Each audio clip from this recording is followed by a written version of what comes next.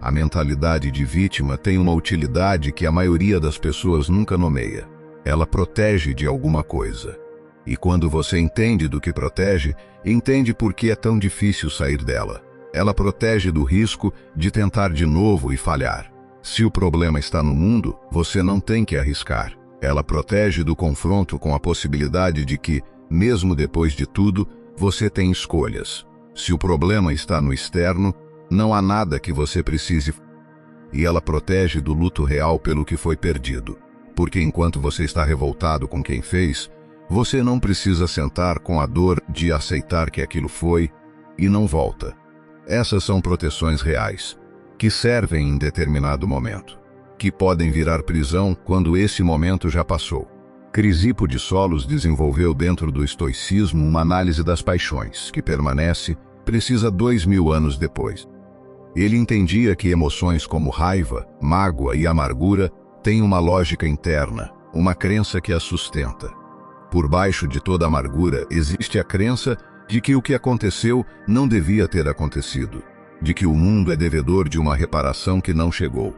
Por baixo de toda raiva crônica, existe a crença de que alguém específico precisa reconhecer o erro antes que você possa seguir.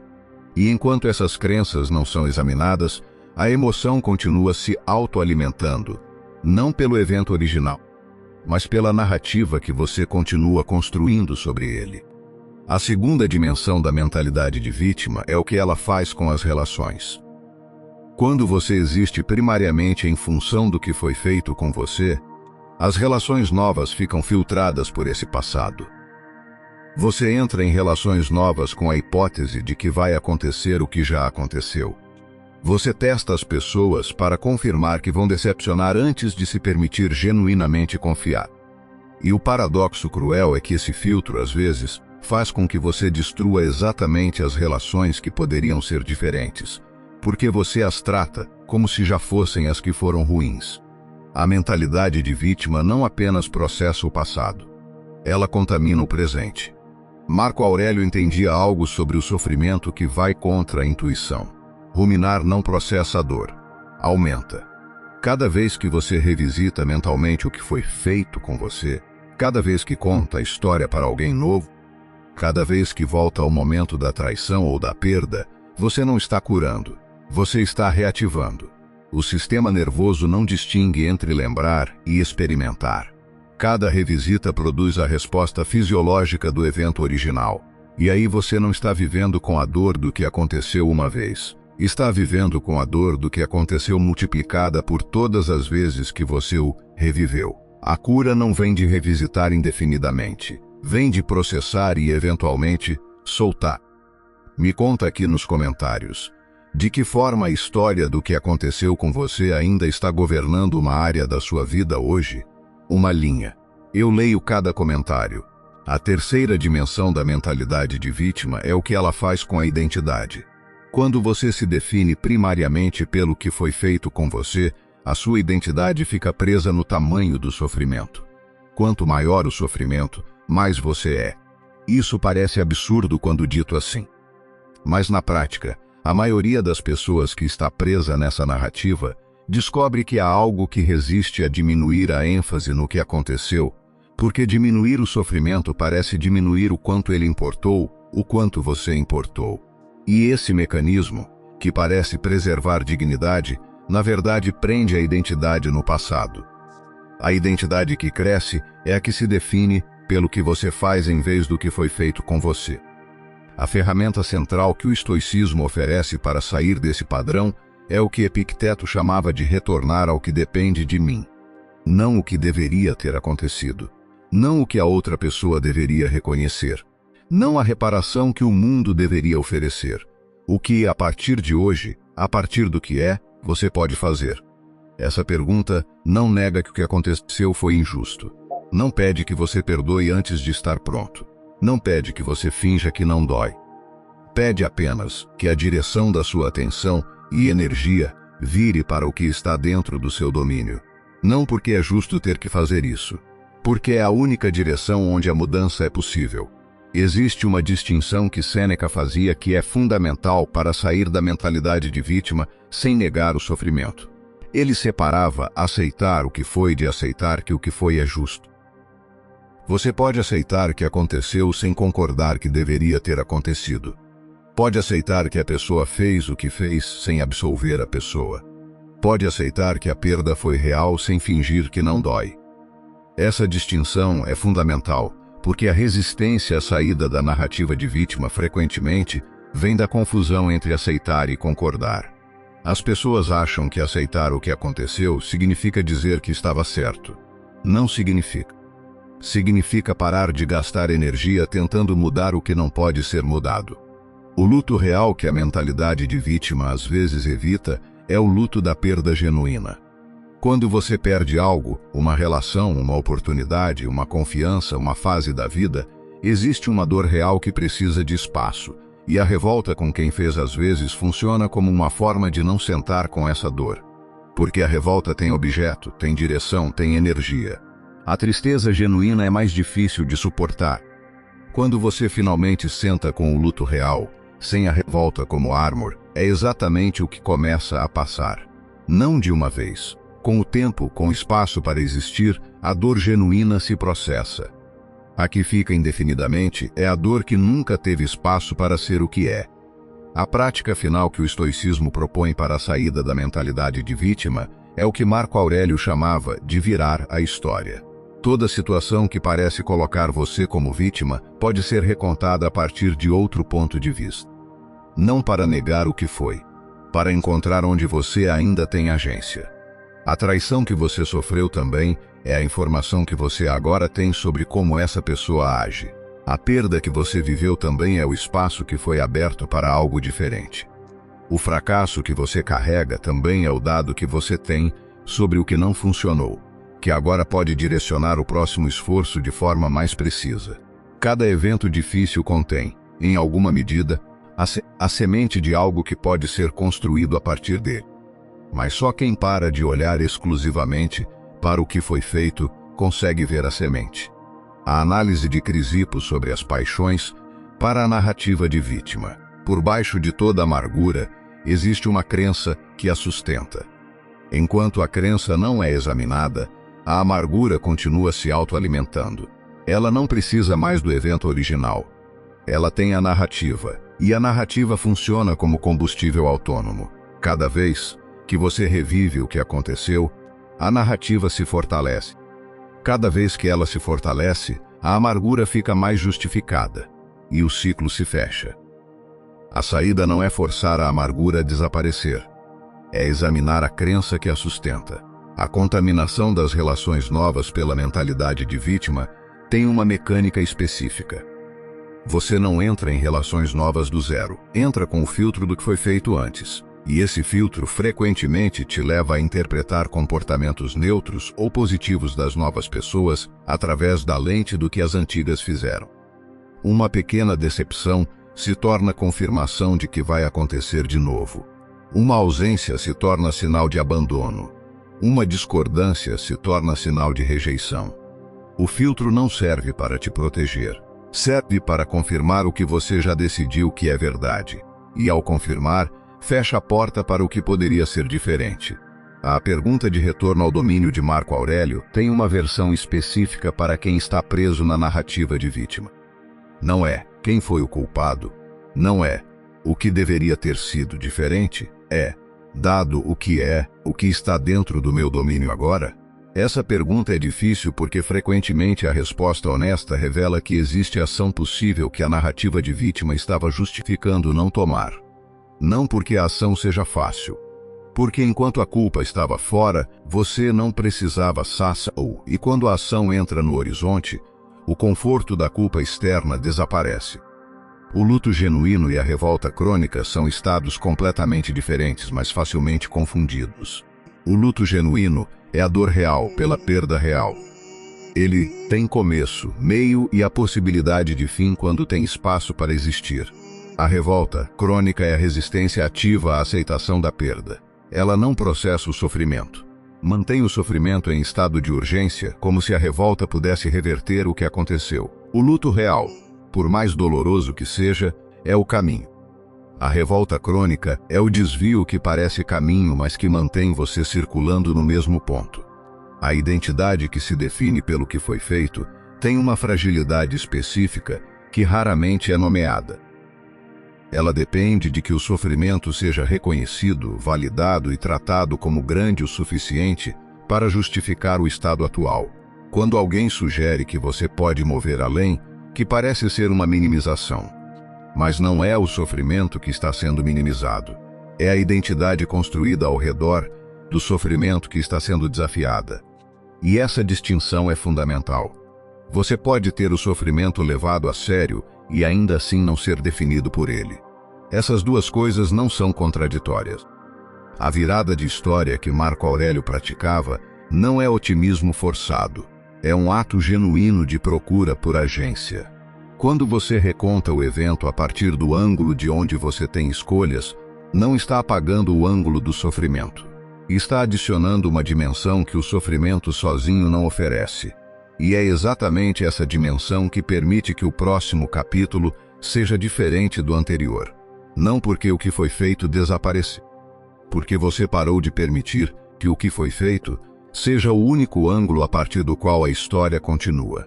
A virada de identidade que o estoicismo propõe não é rápida e não é linear.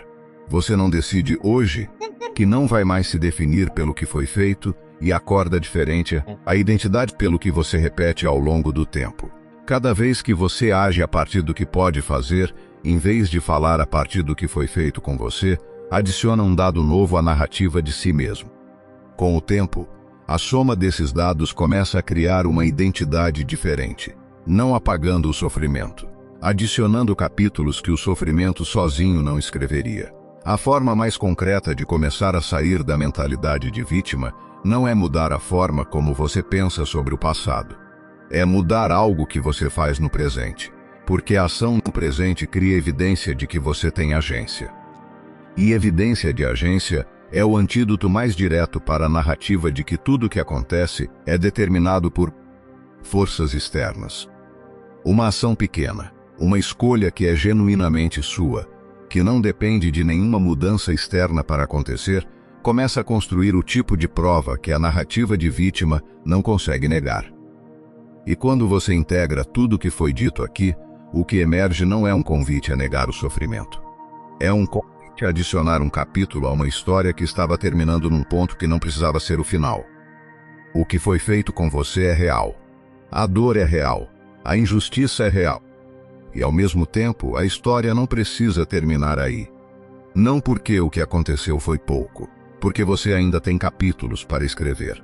E o tipo de capítulos que vem depois depende de você parar de olhar exclusivamente para o que foi escrito antes. A crença que sustenta a amargura não precisa mais do evento original. A narrativa se tornou combustível autônomo. A saída não é suprimir a amargura, é examinar. Você pode ter o sofrimento levado a sério e ainda assim não ser definido por ele. Essas duas coisas não são contraditórias. O luto real tem começo, meio e a possibilidade de fim. A revolta crônica não tem fim enquanto ela não for reconhecida como diferente do luto. Aceitar que o sofrimento aconteceu não é dizer que foi justo. É parar de gastar energia tentando mudar o que está além do seu domínio. A história não precisa terminar no que foi feito com você. Você ainda tem capítulos para escrever. Devagar, a identidade que se define pelo que você faz vai se tornando mais forte do que a que se define pelo que foi feito com você. A ação no presente cria evidência de agência. E evidência de agência é o antídoto mais direto para a narrativa de que tudo é determinado por forças externas. A pergunta não é, o que deveria ter acontecido diferente? A pergunta é, dado o que está dentro do meu domínio agora? O filtro do passado que contamina as relações novas não serve para te proteger. Serve para confirmar o que você já decidiu que é verdade sobre pessoas. Quando você retira a condição externa do próximo passo, o próximo passo se torna possível. Enquanto a condição está fora, o passo fica esperando. A identidade muda pelo que você repete ao longo do tempo. Cada ação a partir do que pode fazer adiciona um dado novo à narrativa de si mesmo. O luto real e a revolta crônica têm texturas diferentes. O luto é peso que passa quando tem espaço. A revolta é tensão que mantém o sofrimento em estado de urgência. Crisipo. Toda emoção que persiste tem uma crença que a sustenta. Encontre a crença.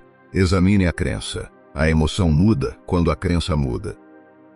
A virada de história não apaga o ângulo do sofrimento. Adiciona a dimensão da agência. As duas podem coexistir. Você não precisa parar de sentir para começar a agir. Pode sentir e agir ao mesmo tempo. O estoicismo nunca pediu insensibilidade.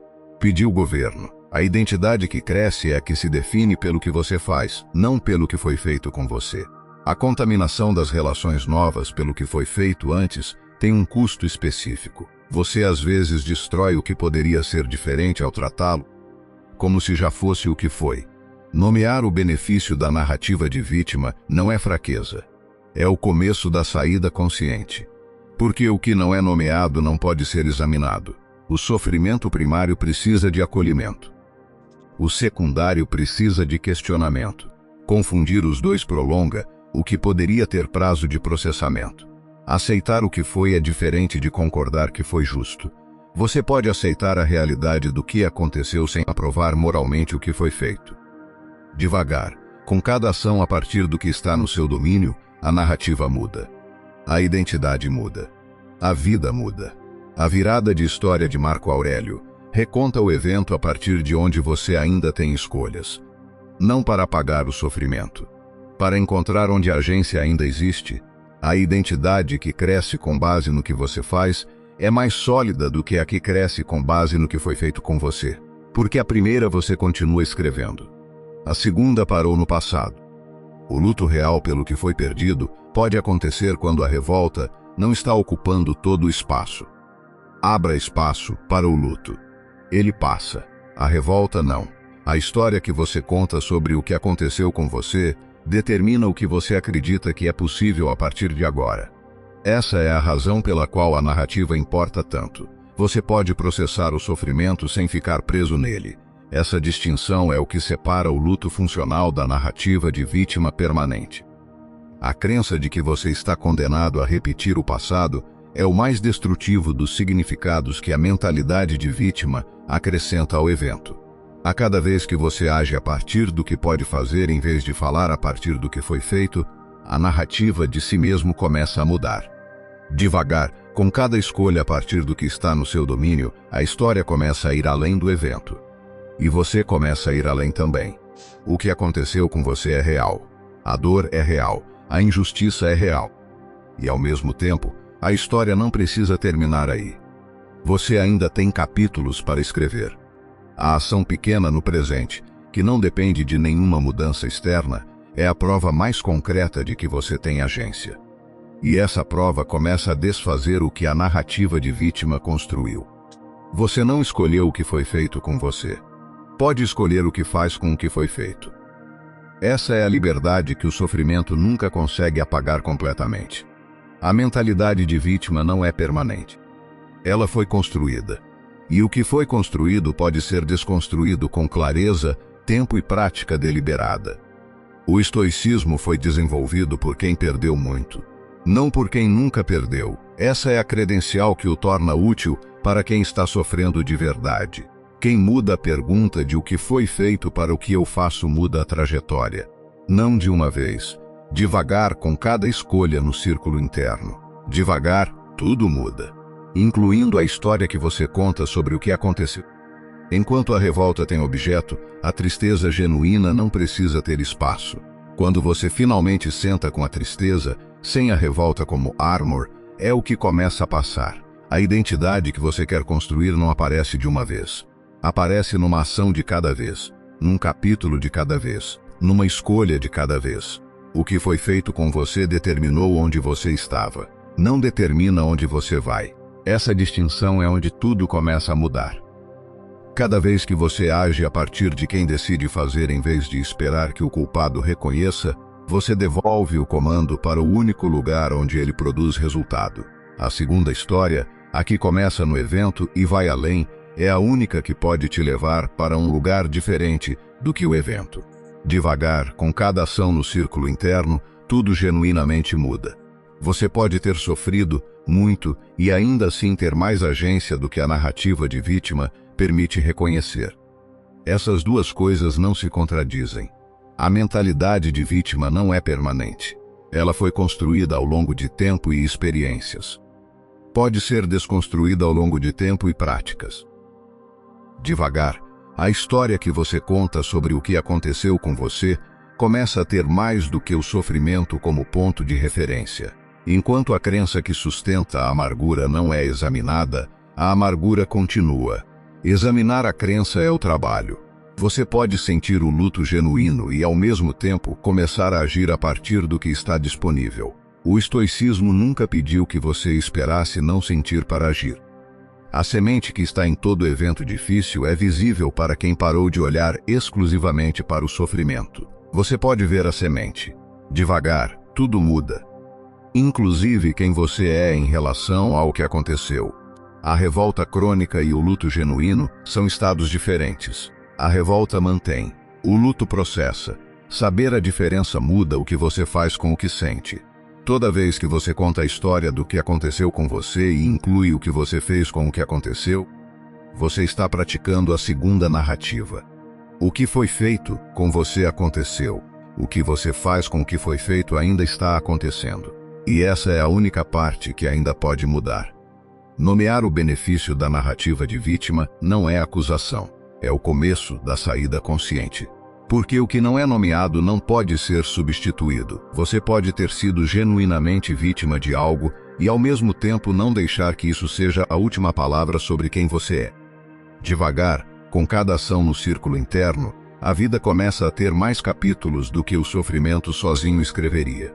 A história que você conta sobre o que aconteceu com você está sendo recontada todo dia, na sua cabeça e para as pessoas ao redor. Que tipo de narrativa está saindo? A semente que está em todo evento difícil não é óbvia, não é imediata, mas está lá, esperando que você pare de olhar exclusivamente para o que foi feito. Devagar, tudo muda. Inclusive a história que você conta sobre quem você é em relação ao que aconteceu. A identidade que se define pelo que você faz com o que aconteceu é mais sólida do que a que se define pelo que foi feito. Porque a primeira continua sendo construída. A segunda parou. Você tem o sofrimento. Você tem o que vem depois do sofrimento. Essas são duas histórias. A segunda ainda está sendo escrita.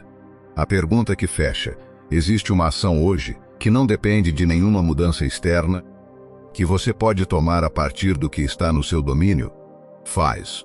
O sofrimento real não precisa de justificativa. E não precisa de permanência. Pode ter sido real e ainda assim ter prazo de determinação do futuro. Devagar, você para de ser o personagem que espera. E começa a ser o personagem que age.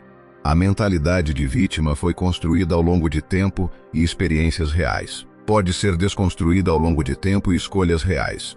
Você não precisa resolver tudo de uma vez. Uma ação no círculo interno, hoje, com o que você tem. Isso é o começo. Devagar, com cada escolha no círculo interno, você para de ser o personagem que espera e começa a ser o personagem que age. Tudo muda. Vai, com o que você tem agora, no círculo que é genuinamente seu, agora, no próximo gesto que está inteiramente dentro do seu próprio domínio pessoal. Se algo do que foi falado aqui chegou em você, se você se reconheceu nessa proteção que a narrativa de vítima oferece e que ao mesmo tempo te prende, eu te convido a conhecer o método. Devagar, tudo muda. É um caminho de desenvolvimento emocional que vai te ajudar a identificar o benefício que a narrativa estava cumprindo, a praticar o luto real sem a revolta como armor e a criar, com cuidado genuíno e com a consistência que esse processo pede, a identidade que não é definida pelo que foi feito com você, mas pelo que você escolhe fazer com o que foi feito. O link está na descrição desse vídeo. Se esse conteúdo chegou onde devia, compartilha com alguém que você sabe que precisa ouvir isso. Aquela pessoa que está presa num evento do passado e ainda não encontrou a saída. E se ainda não acompanha o canal, inscreve-se agora, pois toda semana tem conteúdo novo por aqui, pensado com cuidado para pessoas que estão levando o próprio desenvolvimento a sério. Ativa o sininho para continuar essa jornada e ficar por dentro dos próximos conteúdos. Vejo você no próximo vídeo. Lembre-se, devagar, tudo muda.